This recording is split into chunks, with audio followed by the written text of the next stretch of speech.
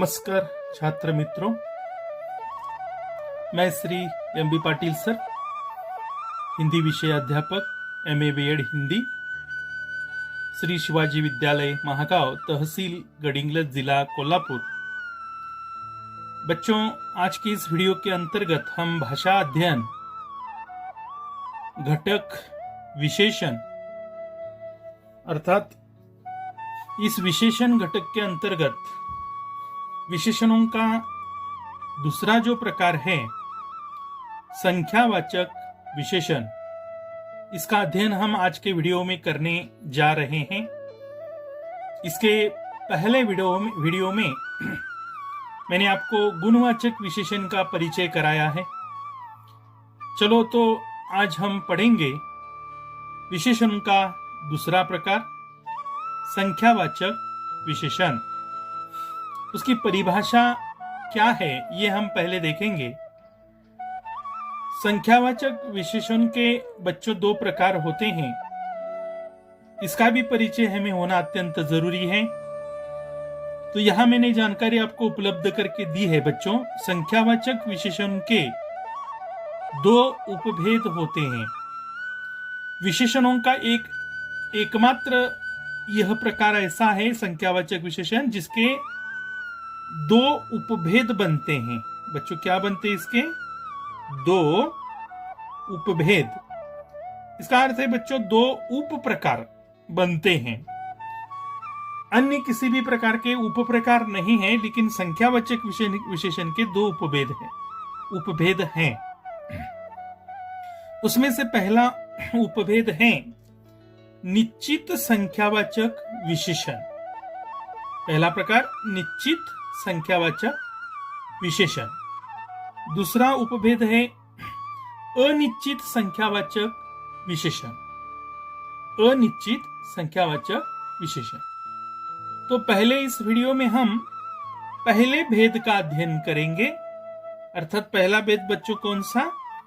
निश्चित संख्यावाचक विशेषण। यहाँ इस प्रकार का अध्ययन करेंगे, निश्चित संख्यावाचक विशेषण। उसकी परिभाषा इस प्रकार से है बच्चों, जो विशेषण शब्द, देखो, जो विशेषण शब्द संज्ञा या सर्वनाम की निश्चित संख्या सूचित करते हैं या निश्चित संख्या का बोध करते हैं, उन्हें निश्चित संख्यावाचक विशेषण कहते हैं। उसके नाम में ही बहुत कुछ है बच्चों। नाम देखो, निश्चित संख्यावाचक विशेषण अर्थात जो विशेषण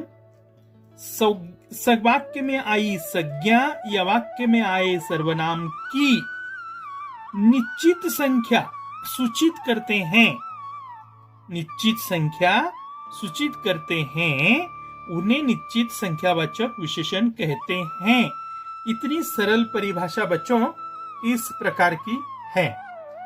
तो चलो हम आगे जाकर इसके कुछ उदाहरण देखेंगे ताकि हमें निश्चित संख्यावाचक विशेषण समझने में सरलता हो या फिर आसानी हो। तो देखो बच्चों, पहला निश्चित संख्यावाचक विशेषण का पहला यहां मैंने उदाहरण आपके लिए उपलब्ध करके दिया है। हथेली को 5 उंगलियां होती है। हथेली को 5 उंगलियां होती है। हथेली यानी आपका हाथ, आपका पंजा।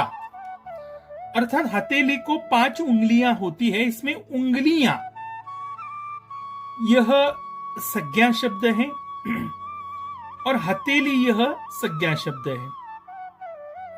तो यहां देखो कितनी उंगलियां हथेली को होती है? उत्तर आएगा 5। उंगलियों की विशेषता बताने वाला शब्द है। अर्थात विशेषता अर्थात यह अर्थ है कि उंगलियों के बारे में अधिक जानकारी देने वाला शब्द है 5। और 5 शब्द बच्चों अधिक जानकारी संज्ञा की दे रहा है। उंगलियां इस संज्ञा की अधिक जानकारी 5 यह विशेषण शब्द करा रहा है, और इसलिए 5 शब्द विशेषण तो है ही है। और दूसरी बात, यह 5 शब्द विशेषण शब्द यह संख्या सूचित कर रहा है। 5 यह बच्चों क्या है? संख्या है। आप अच्छी तरह से जानते हो, गिनती आपको आती है। 5 यह क्या है बच्चों? संख्या है, संख्या। और यह संख्या सूचित कर रहा है, और वो भी निश्चित संख्या। 5 यानी 4 से एक ज्यादा आपको मालूम है, 5 तो निश्चित है। 5 यानी निश्चित संख्या का बोध होता है, इसलिए 5 शब्द बच्चों निश्चित संख्यावाचक विशेषण है। इसे हमें अधोरेखांकित करना है। दूसरा उदाहरण देखिए बच्चों। आज पाठशाला 4:30 बजे छूटी। आज पाठशाला 4:30 बजे छूटी। या पाठशाला यह संज्ञा शब्द है। कितने बजे छूटी? तो हमें यहां एक संख्या का बोध होता है। देखो कितने बजे छुट्टी, छुट्टी पाठशाला के बारे में अधिक जानकारी देने वाला शब्द है। 4:30 बजे पाठशाला छुट्टी।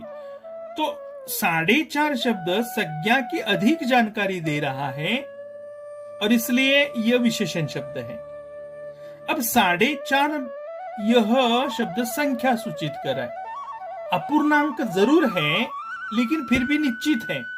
4:30, 4 पूरा और आधा, 4:30 यानी 4:30। अर्थात ये निश्चित बच्चों संख्या है, निश्चित है, अनिश्चित नहीं है। अब एक जानकारी हमेशा याद रखो कि अपूर्णांक भी निश्चित संख्या सूचित करते हैं।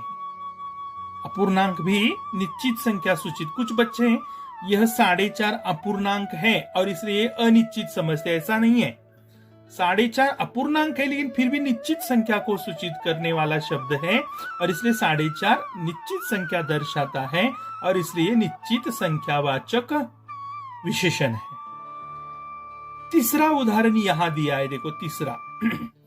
प्रेम इस शब्द में, अर्थात ये प्रेम शब्द विशेष शब्द यहां दिया है, तो इसलिए इसे इकहरे अवतरण चिन्ह में लिखिए।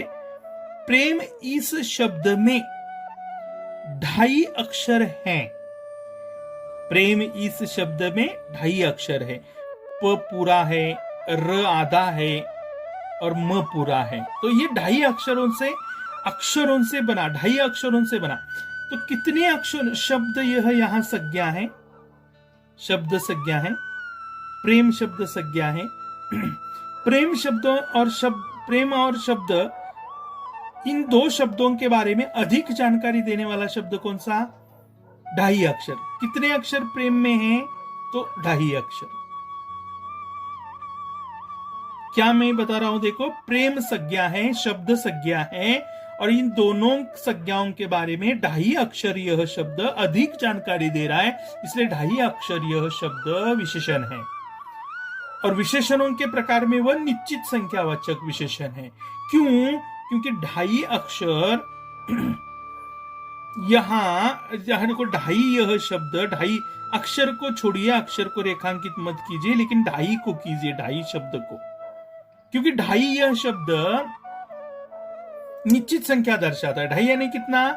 2.5, 2 पूरा और आधा, इसे 2.5 कहते हैं। तो 2.5 यह निश्चित संख्या सूचित करने वाला शब्द है। अक्षर यह भी संज्ञा है बच्चों, अक्षर यह शब्द भी संज्ञा शब्द है। कितने अक्षर? तो 2.5 अक्षर। तो अक्षर संज्ञा के बारे में 2.5 शब्द अधिक जानकारी देता है, और इसलिए 2.5 शब्द जो है निश्चित संख्यावाचक विशेषण है। चौथा उदाहरण, हमारी कक्षा में 50 छात्र हैं। तो छात्र यह संज्ञा है, इसे रेखांकित मत कीजिए। हाँ, छात्र संज्ञा है। कितने छात्र हैं? तो 50। 50 यह शब्द क्या है?